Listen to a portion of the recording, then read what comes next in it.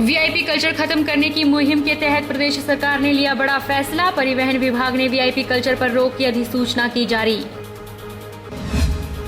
पालमपुर में एक बड़े बैंक को 3.5 करोड़ रुपयों की लगी चपत। 2 लोगों ने पालमपुर स्थित पीएनबी शाखा से लिया था लोन। पुलिस ने धारा 420-409 के तहत मामला किया दर्ज। मंडी में गौ तस्करी का मामला आया सामने। पुलिस ने नाके के दौरान 6 ट्रकों से 68 गायों को किया बरामद। तस्करी के लिए ले जाया जा रहा था पंजाब। पुलिस मामला दर्ज कर छानबीन में जुटी। और डलहौजी में संजय ने पेश की इंसानियत की मिसाल। लावारिस घूम रही गर्भवती बकरी की बचाई जान। प्रसव के बाद बकरी और बच्चा दोनों सुरक्षित।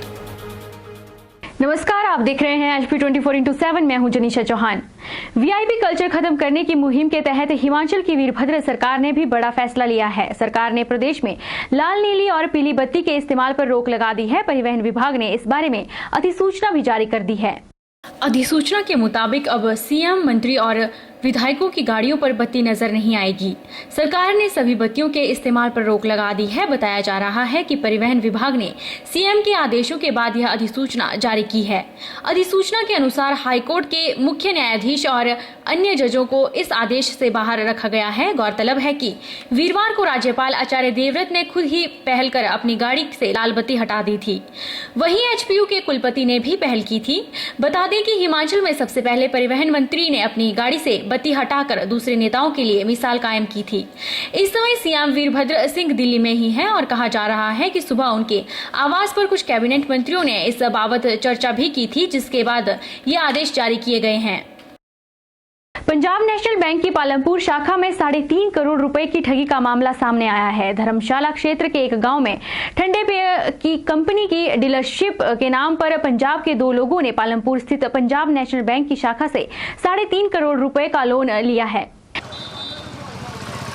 इस मामले में और अधिक जानकारी देते हुए पंजाब नेशनल बैंक की पालमपुर शाखा के प्रबंधक हरविंदर सिंह ने कहा कि पंजाब के नवा शहर और अमृतसर के 2 लोगों ने 2014 में बैंक प्रबंधन से एक फर्म के नाम पर 2 करोड़ की सीसी लिमिट और 50 लाख रुपए का टर्म लोन बनाने के लिए संपर्क किया।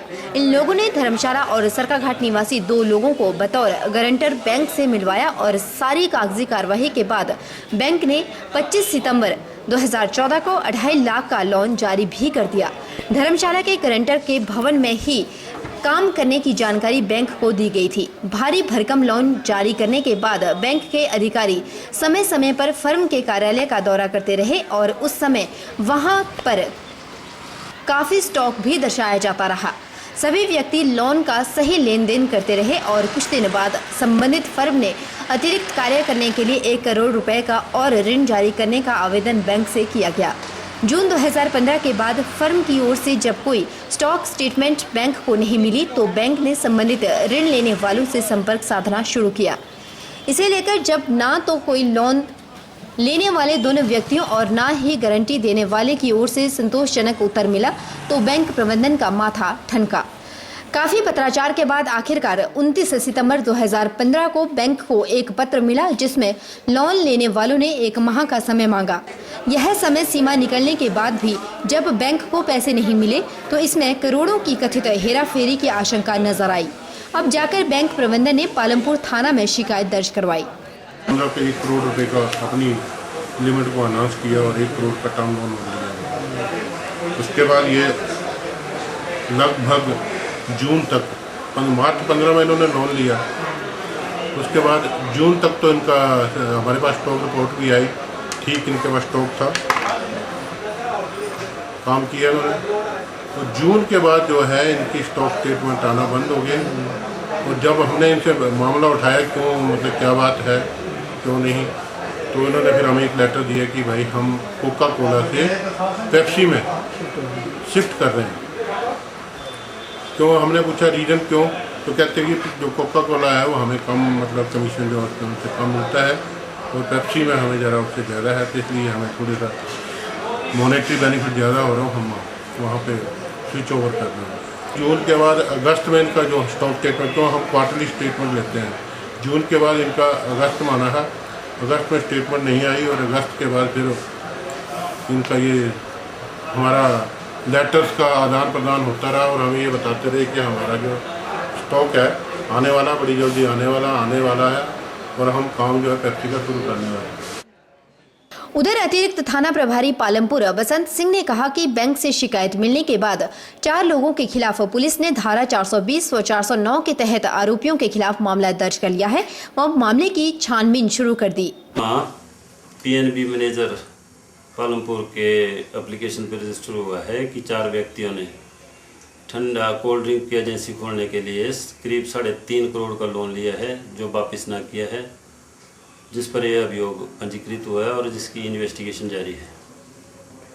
सर किन किन धाराओं के तहत की है? 420/409 APC में यह केस दर्ज हुआ है, जारी है।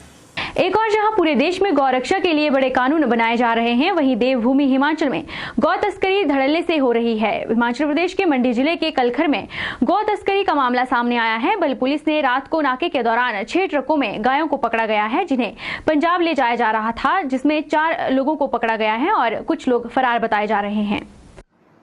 बल police station sub inspector Vijay Sharma ने मामले की पुष्टि करते हुए कहा कि पुलिस टीम से मिली जानकारी के अनुसार सिंघियाणी के पास 3 ट्रक को पकड़ा गया और साथ गलमा पुलिस स्टेशन से लगभग 8 किलोमीटर दूरी पर 3 अन्य ट्रकों को भी पकड़ा गया, जिसमें 59 गाय और 9 छोटे छोटे बछड़े भी पाए गए।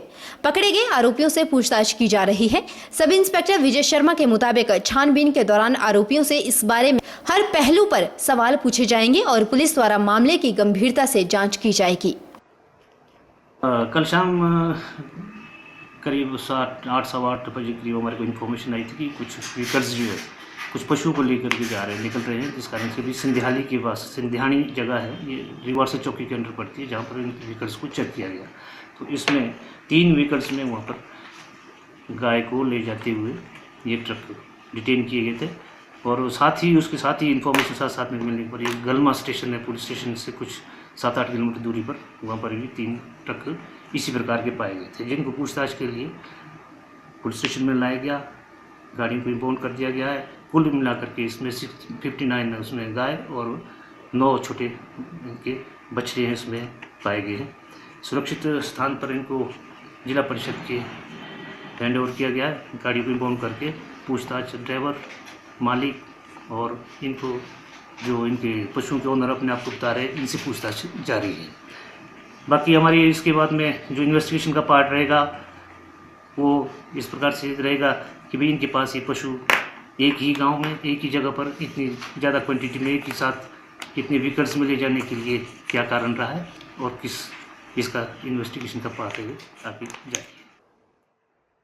बता दें कि देश में गौरक्षा के लिए कड़े कानून बनाए जा रहे हैं, लेकिन बावजूद उसके हिमाचल जैसी देवभूमि में भी इस तरह के कार्य और इस तरह की गाड़ियों में ठूस कर गायों को ले जाना ये बहुत बड़ा सवाल है। वक्त चला है छोटे से ब्रेक का। ब्रेक के उस पार फौरन लौटेंगे, आप बने रहिए हमारे साथ।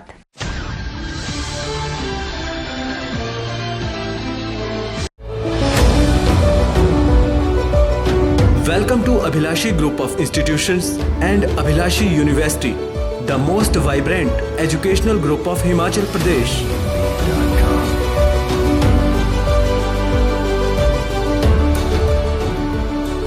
Abhilashi Group gives an opportunity to all its students for better learning.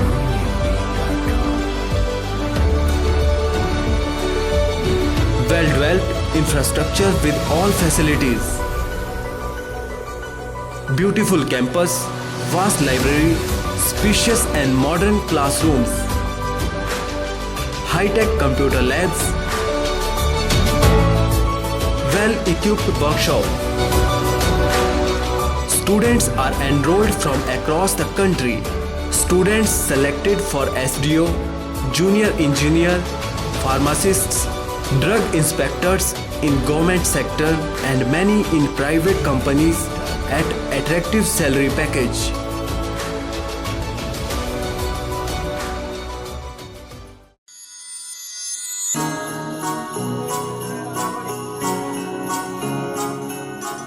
Brinda jewellers, सोने व चांदी में एक विश्वसनीय स्थान। यहाँ आपको मिलेंगे 23 कैरेट व हॉलमार्क के शुद्ध गहने।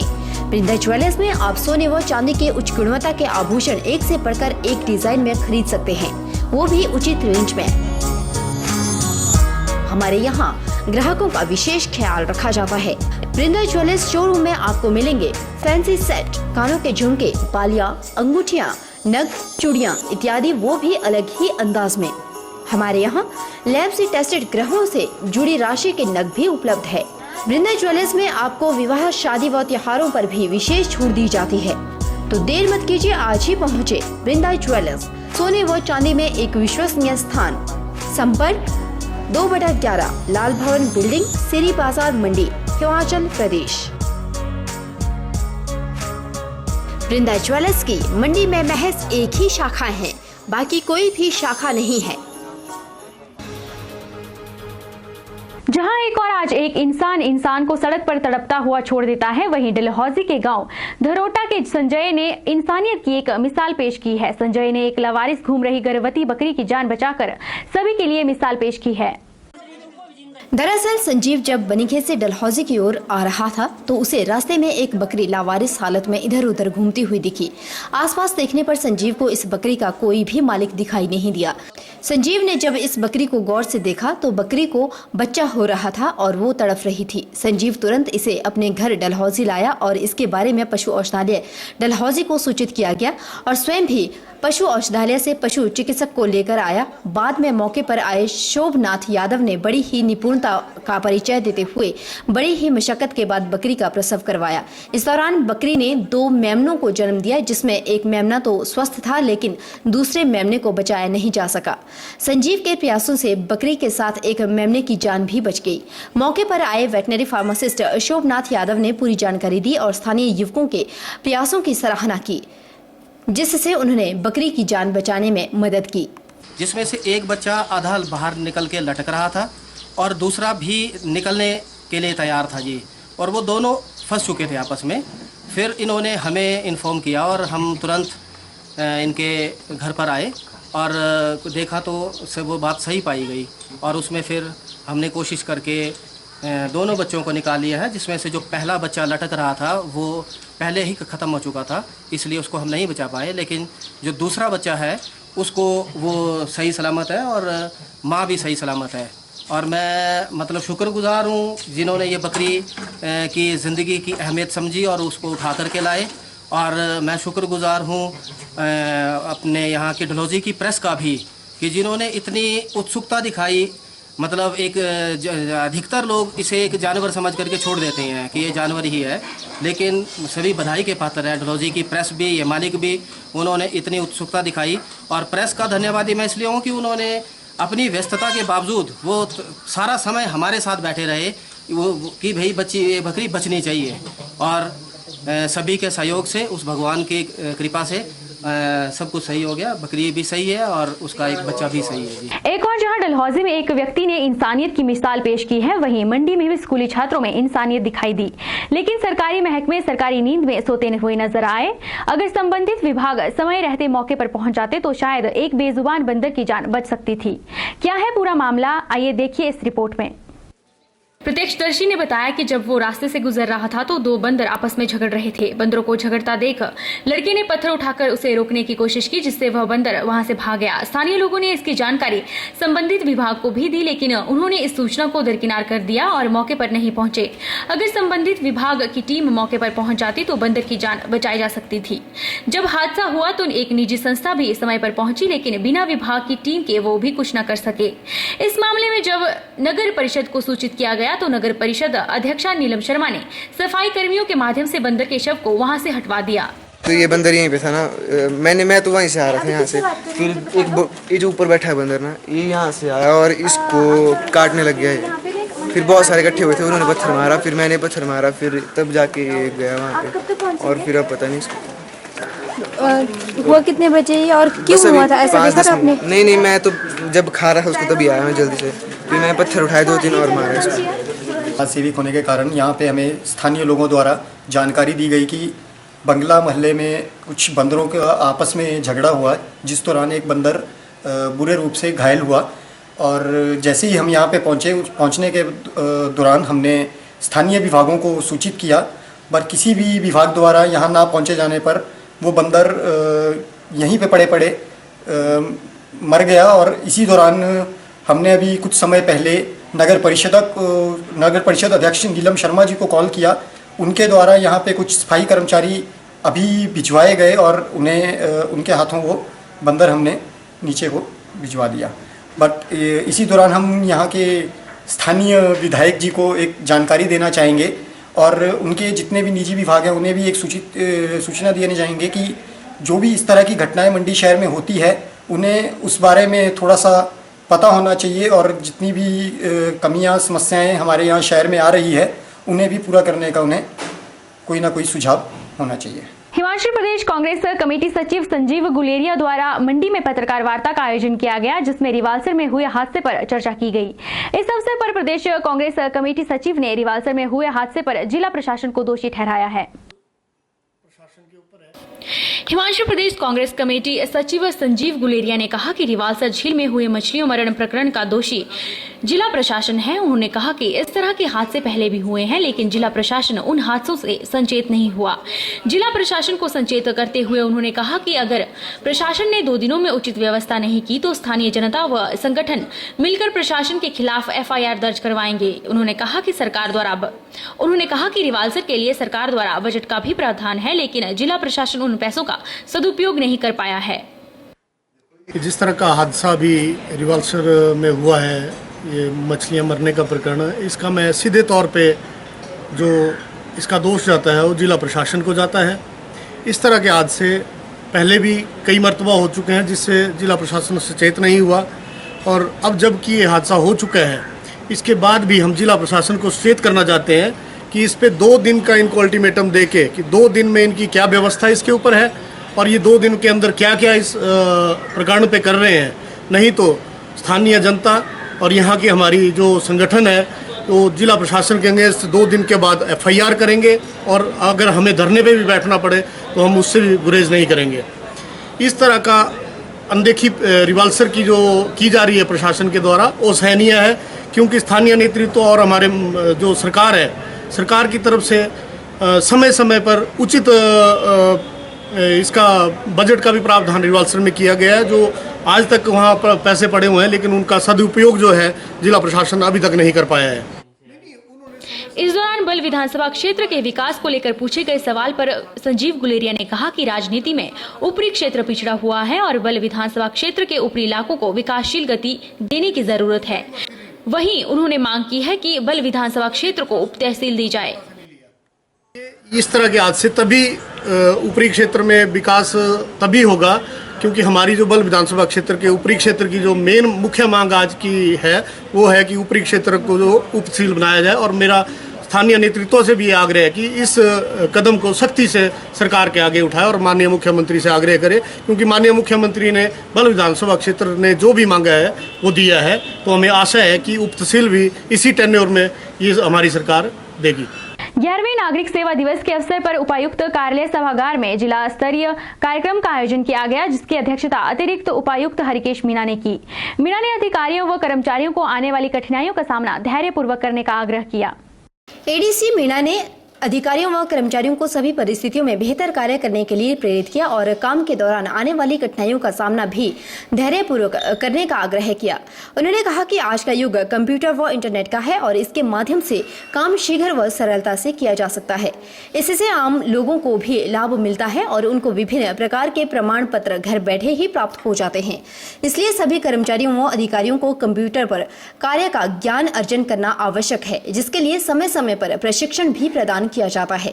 उन्होंने सभी विभागों को आपस में तालमेल बनाकर काम करने की सलाह दी, जिससे कार्य निष्पादन में तेजी लाई जा सके। वक्त चला है छोटे से ब्रेक का। ब्रेक के उस पार फौरन लौटेंगे, आप बने रहिए हमारे साथ।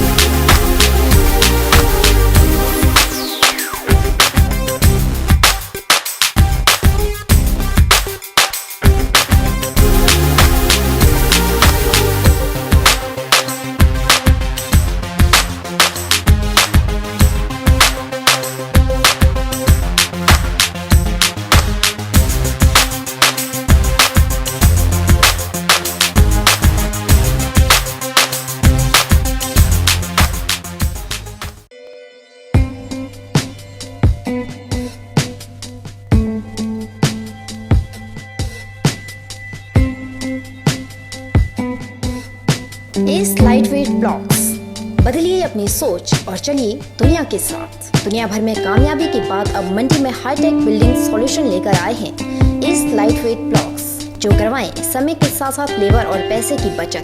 इसमें नहीं होती है रेत और सीमेंट मिलाने की जरूरत और ईंटों की तुलना में भी बिल्कुल सस्ता। पाइए कम ढुलाई खर्च और कम लेबर में बेहतर परिणाम।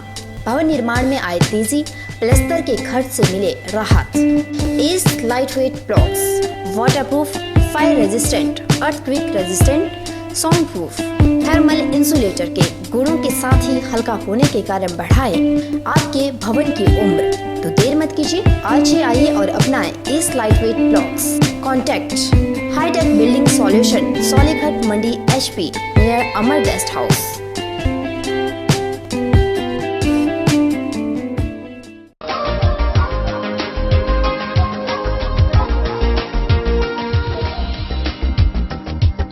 शादी ब्याह का सीजन हो या फिर कोई तीज त्योहार, मोती बाजार स्थित रतन सिंह सर्राफ एंड सन्स में हमेशा ही आभूषणों की चाहवान कुछ नया खरीदने की चाह में पहुंचते हैं। नए नए वैरायटी व नए स्टाइल के गहने एक से एक बढ़कर अनूठे डिजाइनों में आपको यहाँ मिल जाएंगे। 20 सालों से यहाँ आ रहे हैं और यहाँ पे हर टाइप की हर वैरायटी मिलती है, डिफरेंट टाइप के डिजाइन है, ऑन टाइम मिलता है और डीलिंग बहुत अच्छी है लोगों की। शादी का सीजन शुरू होते ही रतन सिंह सर्राफ एंड सन्स में ग्राहकों की तादाद देखते ही बन रही है। यह एक ऐसा ज्वेलरी शोरूम है जो मंडी में सालों से भरोसे और नए नए डिजाइन के लिए जाना जाता है। अगर आप भी गहने लेने की सोच रहे हैं तो एक बार जरूर मोती बाजार स्थित रतन सिंह सर्राफ एंड सन्स में पहुँचे या फिर संपर्क करें 9418 300005।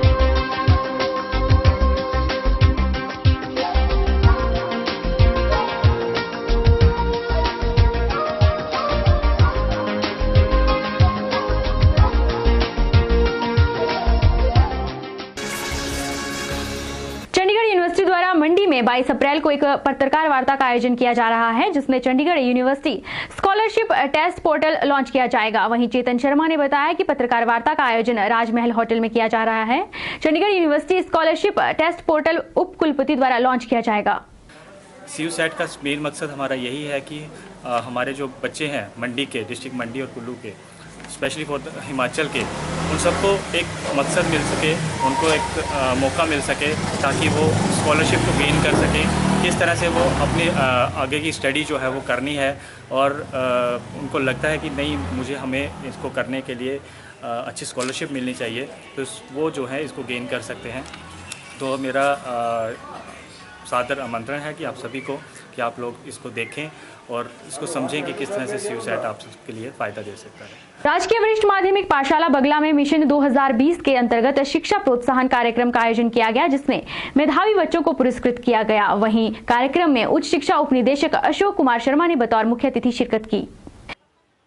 राजकीय वरिष्ठ माध्यमिक पाठशाला बगला के कार्यक्रम की सराहना करते हुए उच्च शिक्षा उपनिदेशक अशोक कुमार शर्मा ने बताया कि स्कूल द्वारा शिक्षा के स्तर को बढ़ाया जा रहा है और गरीब बच्चों की मदद की जा रही है, जो सराहनीय कार्य है। अच्छा लग रहा है आज जिस ढंग से राजकीय वरिष्ठ माध्यमिक पाठशाला बगला में शिक्षा प्रोत्साहन के लिए गरीब बच्चों की मदद की जा रही है और होनहार बच्चों की मदद की जा रही है। ये इससे बढ़िया और क्या हो सकता है कि सारी हमारी जो कम्युनिटी है, सामाजिक एक आंदोलन के रूप में यहाँ जागृत किया जा रहा है माननीय प्रधानाचार्य महोदय की तरफ से, और ये बड़ा शुभ संकेत है आने वाले समय के लिए। मुझे लग रहा है कि गरीबी की वजह से या किसी और सामाजिक व्यथा की वजह से किसी बच्चे का भविष्य जो है वो प्रभावित नहीं होने वाला।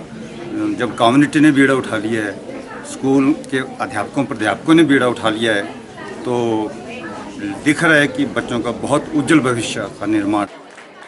वहीं स्कूल की प्रधानाचार्य ज्योत्सना गुप्ता ने बताया कि मिशन 2020 के तहत मार्च 2015 में 12 लक्ष्यों को निर्धारित किया गया था ताकि गरीबी, पारिवारिक या व्यक्तिगत कारण से किसी की शिक्षा प्रभावित न हो। उन्होंने बताया कि इस कार्यक्रम में स्थानीय लोगों का भी भरपूर सहयोग मिला और मेधावी बच्चों को पुरस्कृत किया गया। कार्यक्रम में विद्यार्थियों को कॉपियां, जूते, बैग, कपड़े इत्यादि दिए गए। उन्होंने बताया कि यह उनके द्वारा छोटा सा प्रयास है और आने वाले समय में इस कार्यक्रम को स्थायी समिति के रूप में चलाया जाएगा। सक्षम हो गए कि मेरे मन में विचार है कि हम एक स्थायी समिति का इसमें इधर गठन करेंगे, क्योंकि जब हम किसी विद्यालय से चले जाते हैं तो हमारा वहाँ पे उतना नहीं रहता, आगे वाले स्थान पे झुकाव रहता है।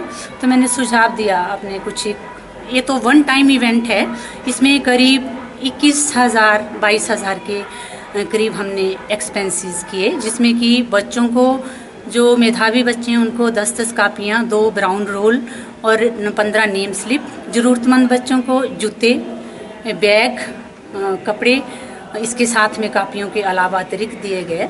लेकिन जब हमारे पास संसाधन अच्छे से हो गए तो मुझे लगा कि सरकारी विद्यालयों का एक स्तर बढ़ाने के लिए बच्चों में एक अपनेपन की फीलिंग, एक लगाव अपनी संस्था से, अपने अध्यापकों से आता है इन छोटे छोटे एक्टिविटी से। तो हमने निर्णय लिया सभी बच्चों को 2 ब्राउन पेपर रोल और 15-15 स्टिकर।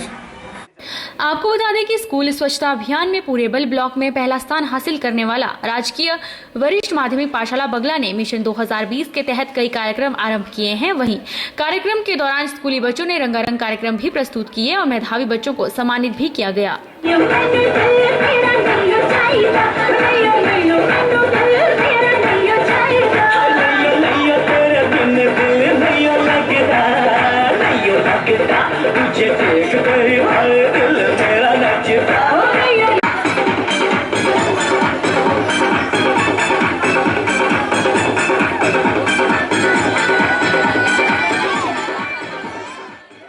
बुलेटिन में इतना ही। आप देखते रहिए HP 24/7।